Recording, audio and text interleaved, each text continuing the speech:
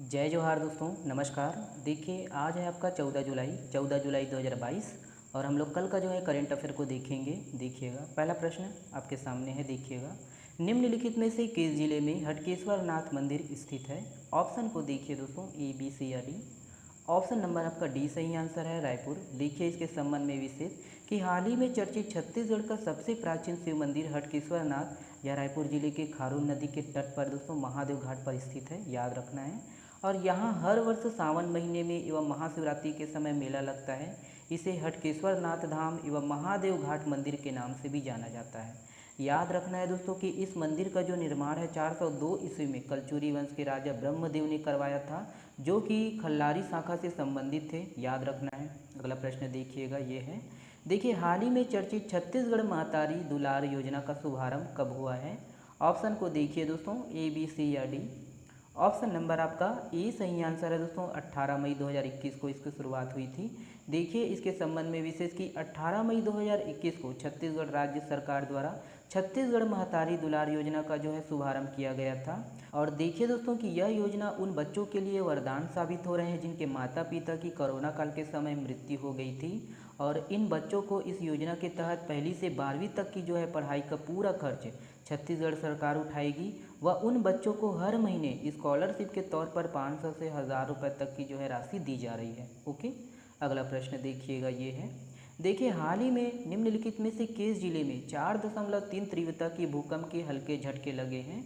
Option को देखिएगा, ए, B, सी या डी। ऑप्शन नंबर दोस्तों आपका बी सही आंसर है, कोरिया। देखिए इसके संबंध में कि छत्तीसगढ़ के उत्तरी हिस्से में दोस्तों कोरिया जिले के जिला मुख्यालय बैकुंठपुर व सोनहट ब्लॉक में 4.3 तीव्रता वाले भूकंप के हल्के झटके लगे हैं। और यह दोस्तों अब तक छत्तीसगढ़ के किसी हिस्से में सबसे ज़्यादा तीव्रता वाले भूकंप के झटके हैं।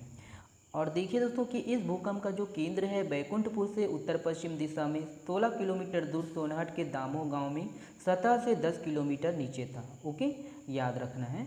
चलिए अगला प्रश्न देखिएगा दोस्तों, ये है। देखिए, निम्नलिखित में से किस राज्य के हाई कोर्ट मॉडल को देश भर में लागू करने के निर्देश दिए हैं? ऑप्शन को देखिएगा दोस्तों, ए, बी, सी या डी।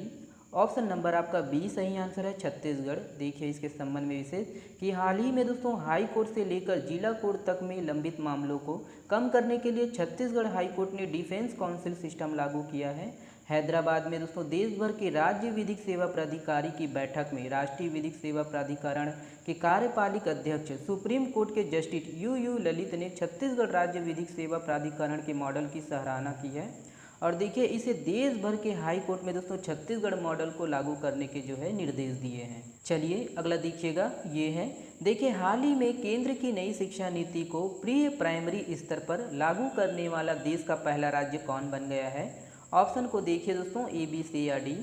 ऑप्शन नंबर आपका ए सही आंसर है दोस्तों, उत्तराखंड। देखिए इसके संबंध में विशेष उत्तराखंड में नई शिक्षा नीति को लागू कर दिया गया है दोस्तों। और ऐसा करने वाला उत्तराखंड देश का पहला राज्य बन गया है जहां पहली बार स्कूली शिक्षा में प्राइमरी एजुकेशन में नई शिक्षा नीति, नई राष्ट्रीय शिक्षा नीति 2020 को लागू कर दिया गया है। ठीक है, चलिए अगला देखिएगा, ये है।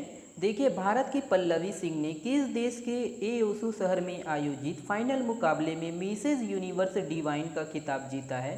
ऑप्शन को देखिए दोस्तों, ए, बी, सी या डी। ऑप्शन नंबर आपका सी सही आंसर है, दक्षिण कोरिया। देखिए इसके संबंध में विशेष कि भारत की पल्लवी सिंह ने दक्षिण कोरिया के एओसू शहर में आयोजित फाइनल में मिसेज यूनिवर्स डिवाइन का खिताब जीता है। और वे दोस्तों कानपुर की रहने वाली है और इस प्रतियोगिता में 110 देशों ने भाग लिया था। चलिए अगला देखिए दोस्तों, ये है। देखिए दोस्तों ये प्रश्न नहीं है, थोड़ा सा जानकारी है और काफ़ी इंपॉर्टेंट है, बड़े ध्यान से इसको सुनिएगा।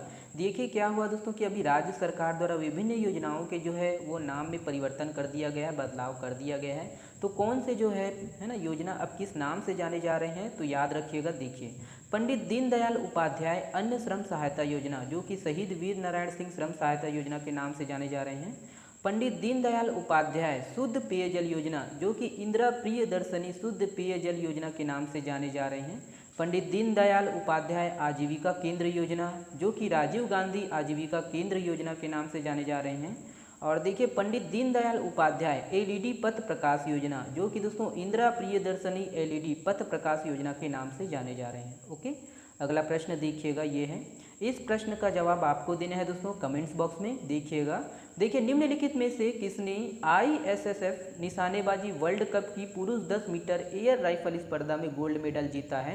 ऑप्शन को देखकर कमेंट्स में जवाब दीजिएगा दोस्तों। चलिए बहुत बहुत धन्यवाद वीडियो को देखने के लिए। Good night, good morning.